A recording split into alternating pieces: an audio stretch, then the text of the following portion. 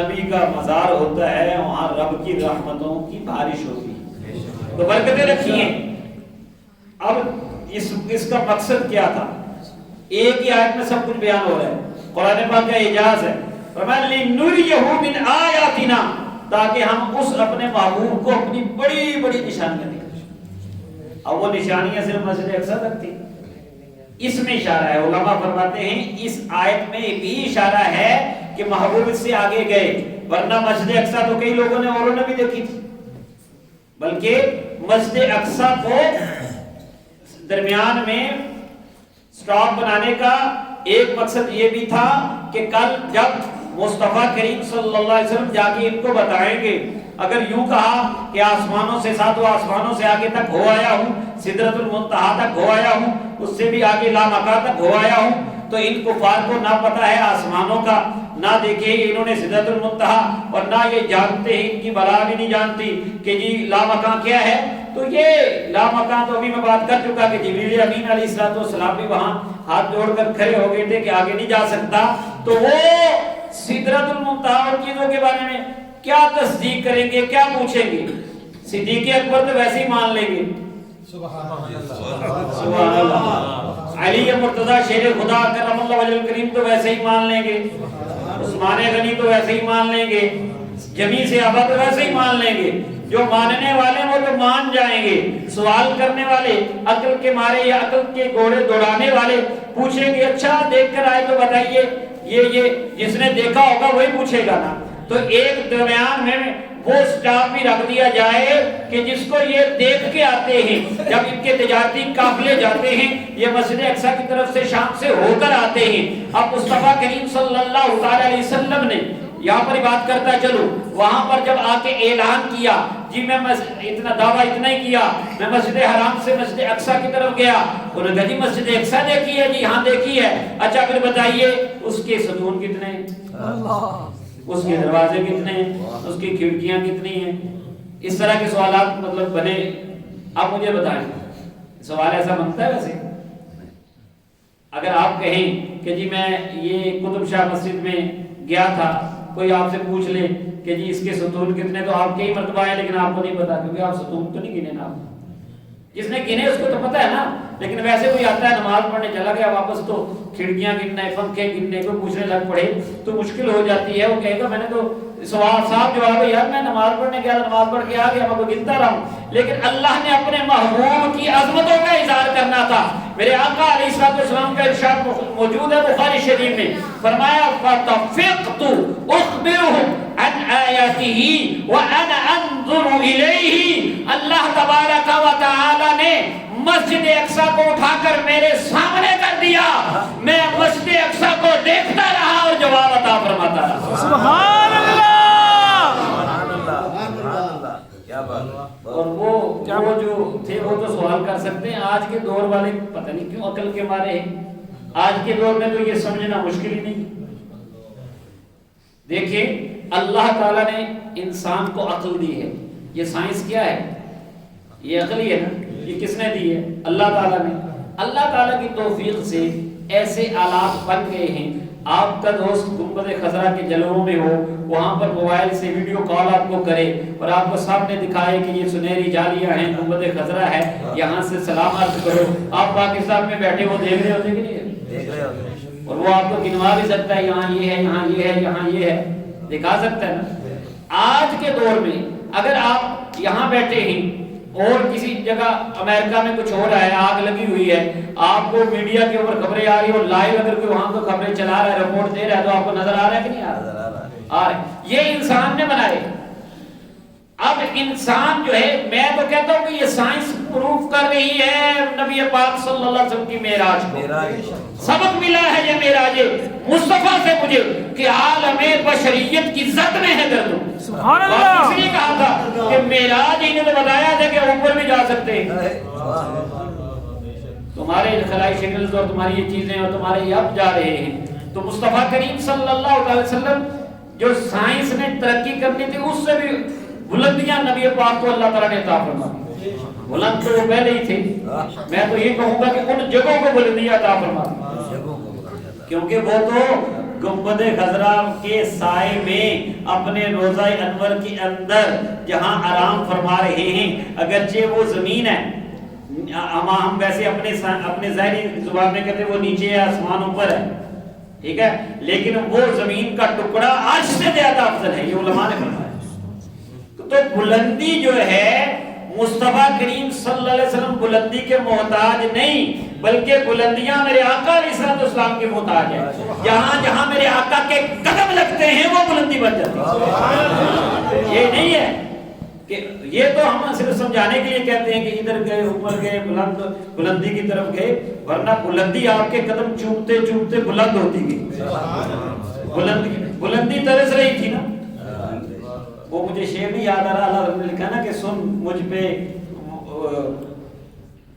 وہ روزہ ہے، اس طرح اعلیٰ حضرت نے کلام لکھا نا کہ زمین نے جو آسمان کی کمر جھک گئی، اس بات سے جھک گئی پشت فلک اس تان زمین سے کہ سن مجھ پہ روزہ ہے، اس طرح کا میرے ذہن میں وہ شعر نکل گیا ہے۔ وہ اسی طرح ہے کہ ایک زمین اور آسمان کے درمیان مکالمہ ہوتا ہے، تو اس نے یہ کہا میرے پاس یہ ہے کہ اعزاز یہ حاصل ہے تو حاصل ہے، یہ دوسرا شعر سنا، اعزاز یہ حاصل ہے تو حاصل ہے زمین کو، افلاک پہ کوئی گنبد خضرا تو نہیں۔ سبحان اللہ۔ تو یہ دیکھیے، یہ ساری باتیں سمجھیں، یہ نقطے کی بات ہے، ادھر یہ جو ہم باتیں کرتے ہیں نا اپنی عقل کے مطابق، اس کو اس طرح نہیں دیکھنا چاہیے۔ تو باہر کیف بات کہاں جا رہی تھی؟ مسجد اقصی میں، اور اوپر کی طرف جو ہے سفر کی بات ہو رہی تھی، اور ساتھ میں نے یہ بات کر دی کہ نشانیاں میرے آقا علیہ السلام نے بتا دی۔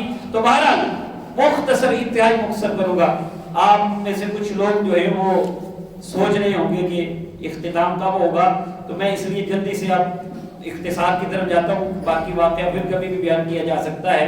ساتوں آسمان سے آگے گئے، پہلے آسمان پر آدم علیہ السلام نے مرحبا کہا، دوسرے پر حضرت یحییٰ علیہ السلام، حضرت عیسیٰ علیہ السلام، تیسرے پر حضرت سیدنا یوسف علیہ السلام، چوتھے پر حضرت سیدنا ادریس علیہ السلام، پانچویں پر حضرت ہارون علیہ السلام، چھٹے پر حضرت موسیٰ علیہ السلام، اور ساتویں پہ حضرت ابراہیم خلیل اللہ علیہ السلام بیت المعمور سے کمر لگائے تشریف فرما تھے اور آپ کو ویلکم کہہ رہے تھے۔ اور اس کے بعد سدرۃ المنتہا تک پہنچے، وہاں پر بھی جب فرشتوں نے عرض کی کہ محبوب کا جلوہ دیکھنا ہے، اللہ تعالیٰ نے موقع دیا تو پھر سدرہ پہ بھی چھا گیا جو چھا گیا، اس یکشت سدرۃ ما یکشا، سبحان اللہ، آزاد البصر وما طغى۔ اور اس کے بعد لامکان کی بات میں بالکل نہیں کروں گا، کیونکہ وہ تو وہی بات ہے کہ جلتے ہیں جبریل کے بعد اس مقام پر۔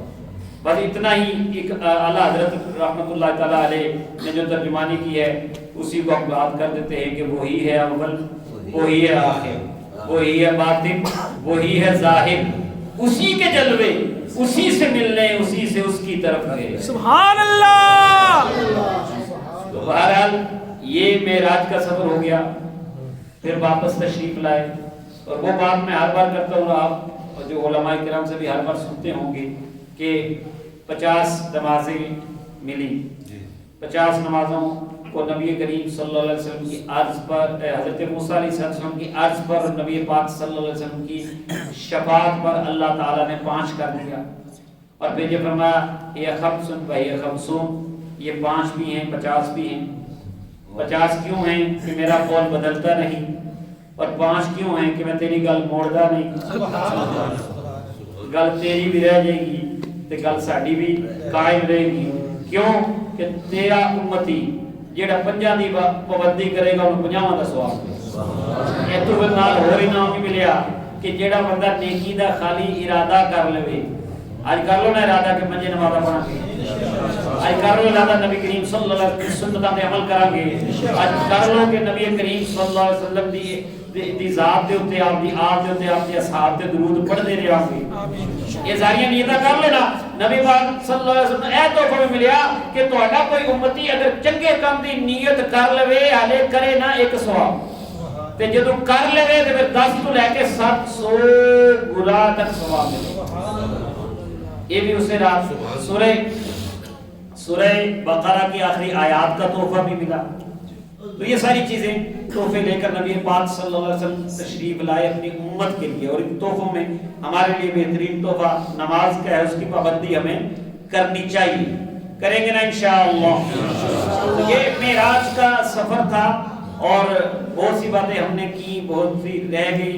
تو اب یہاں پر وہ جو مسجد اقصیٰ کے حوالے سے میں بات کر رہا تھا کہ مسجد اقصیٰ میں جانا بہت سی حکمتیں ہیں, برکات, کیونکہ میں نبی پاک صلی اللہ علیہ وسلم نے فرمایا کہ ہی ارض المحشر والمنشر, یہ جو شام کی زمین ہے یہ قیامت کے دن جو حشر و نشر ہونا ہے اس کی جگہ ہے. تو اللہ تبارک و تعالیٰ نے محبوب کو وہاں بھیجا.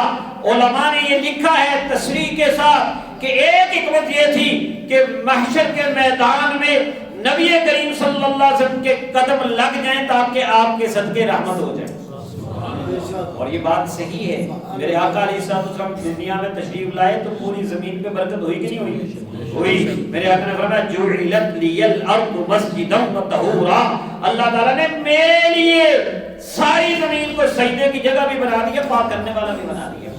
اللہ تعالیٰ کی جہاں جہاں قدم لگے ہیں وہاں کی قسم ذکر فرمائی, لا اقسم بہذا البلد وانت حل بہذا البلد, اس شہر کی قسم اے مامو, اور قسم اس لیے کہ تو اس شہر میں جلوہ فرما ہوتا ہے.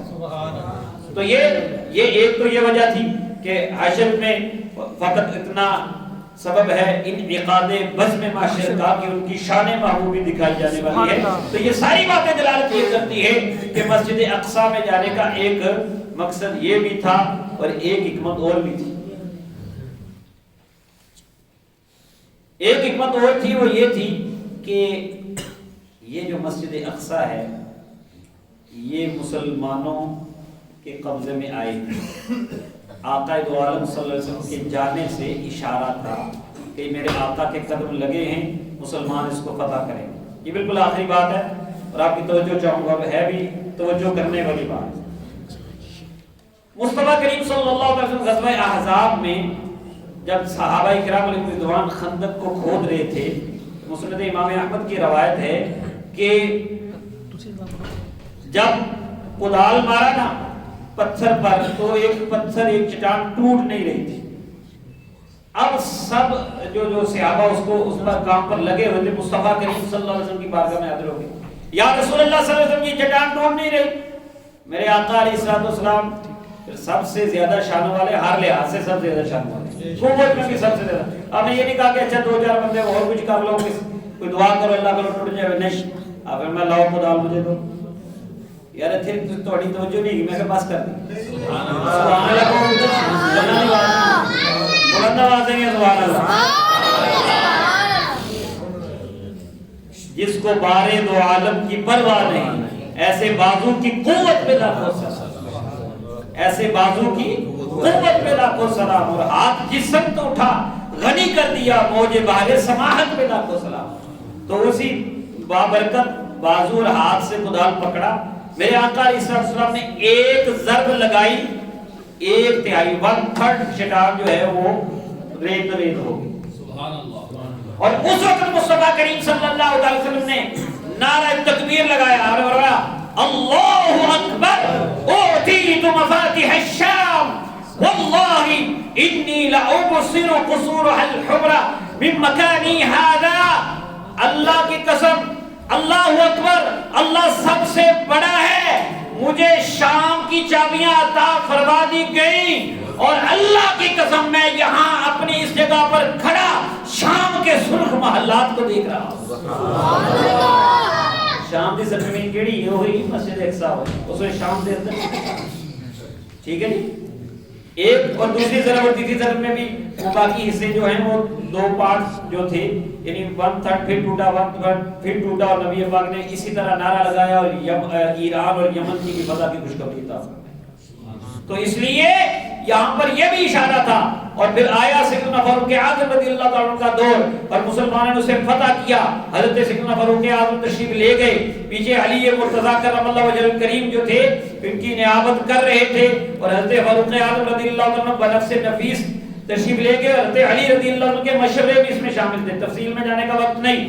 حضرت علی رضی اللہ تعالیٰ عنہ کے مشورے سے پھر حضرت فاروق اعظم وہاں پہنچے, اور یہودیوں نے اور انہوں نے عیسائیوں نے کہا کہ ہماری کتابوں میں لکھا تھا جو آئے گا عمر ہوگا جو اس کو فتح کرے گا. انہوں نے بغیر جنگ کے ہی عطا فرما دی. انہوں نے نبی حضرت فاروق اعظم کو وہ پیش کر دیا جو چابیاں اس کی, اور انہوں نے دروازہ کھول دیا, اور اس کے بعد 500 سال تک یہ مسلمانوں کے قبضے میں نہیں. پھر عیسائیوں نے قبضہ کیا, وہ جو سارا کچھ جو ہوا وہ آپ کو تاریخ کا پتہ ہے.